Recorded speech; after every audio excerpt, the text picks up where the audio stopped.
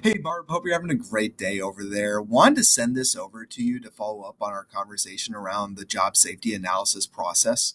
And to give a little bit of background, so we work primarily in mining where JSAs are used pretty widespread. And an issue with the process is we noticed that it's kind of difficult for operators and people out in the field to get dispensed that knowledge in an easy way to whenever they're encountering those hazards to just be able to go through the foundation of the knowledge to really ensure they know everything and it's kind of in their brain. So I'm going to go through and I'm actually going to log in and kind of show you a little bit about what we're doing with GoJSA and kind of how we're looking to improve this process. So I'm going to log in real quick. And then I'm just going to log in through one of my Google accounts here. So I'm just going to say that. And then if you had multiple workspaces or multiple locations, we also have multi-tenancy embedded into our platform. So that's why you kind of see that choose a workspace pop up for just a second. So I'm actually going to delete this JSA right here. And then I'm going to create a new one. So I'm going to go over here to new JSA.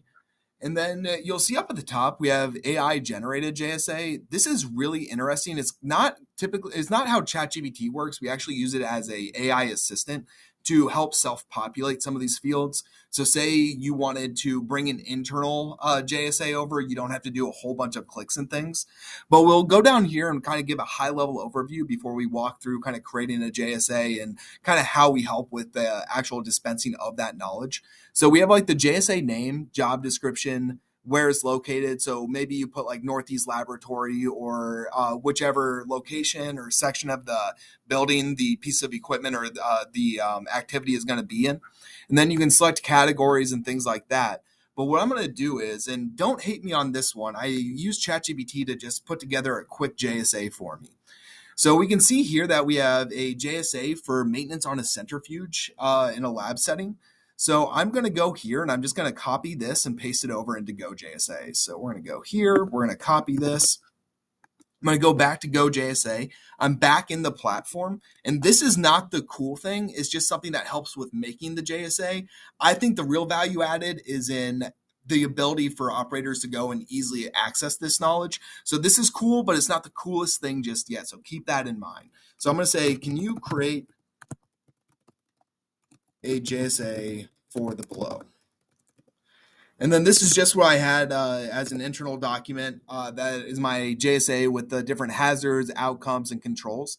And then I'm going to just come here. I'm going to say get AI response. And then this is chunking through, filling out those fields down below with the information you put in here. So I'm going to let it chunk and you'll see that self-populate in just half a second.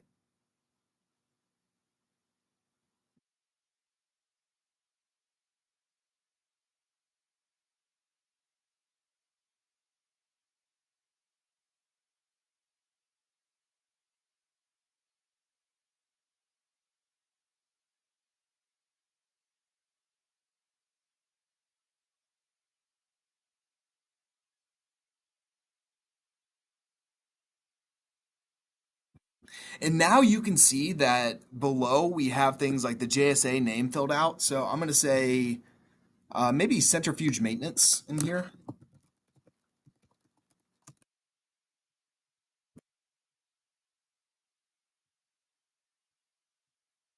Do one of these. You can see the job description. It's located in the lab. You can select a category and you can also select an image. So if you wanted to put an image of the centrifuge up top to kind of give a visual reference, you'll see that as well. Here's what you're going to see that population start to occur. So we have the job step one, which is ensure the centrifuge is turned off and unplugged before performing any maintenance. And then we have our job step description right here. And then we go into the hazards. So this is the ensure the centrifuge is turned off. A hazard is going to be electrical shock. A potential outcome is severe injury or death. We have the hazard control here, which you can see that we can add multiple hazard controls and then also add different hazards as we move along. And then this is just taken from what we copied over from the ChatGPT JSA, but I'm sure you have internal JSAs already written. This would work the exact same way with your internal ones. And then you'll see as we step below, you'll see the different job steps the different hazards and the outcomes. And then you'll also see it over here where, say, you wanted to just see a visual quick reference and be able to click around to the different job steps. You can see where appropriate PPE here, and it'll bring you down to the different sections. Like job step 5, you'll see it here. But I'm going to go up here and I'm going to create this JSA and show you how this is useful for workers out in the field and why this is so cool. So I'm going to hit save real quick. It's going to go and create my JSA for me. And then we'll walk through that in just half a second as well.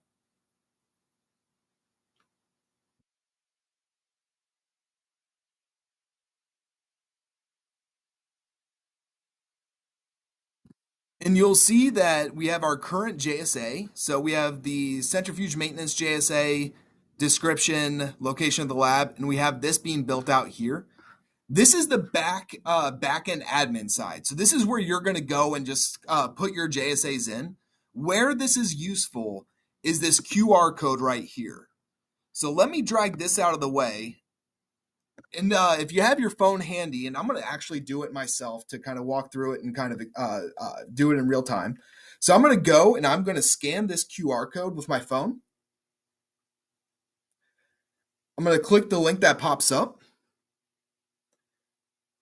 And when I click that link, that centrifuge maintenance JSA is going to pop up for me. And then I will be able to see the description. And as I walk down, I'll be able to see the different steps, the different hazards, and the different controls.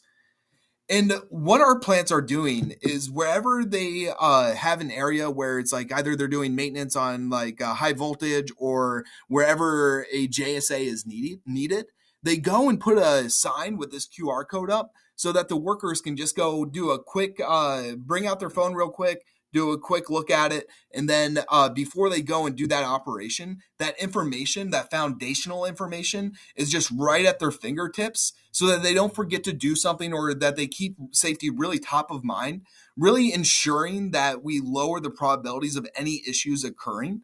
And why this is nice is you can just go in, create more JSAs.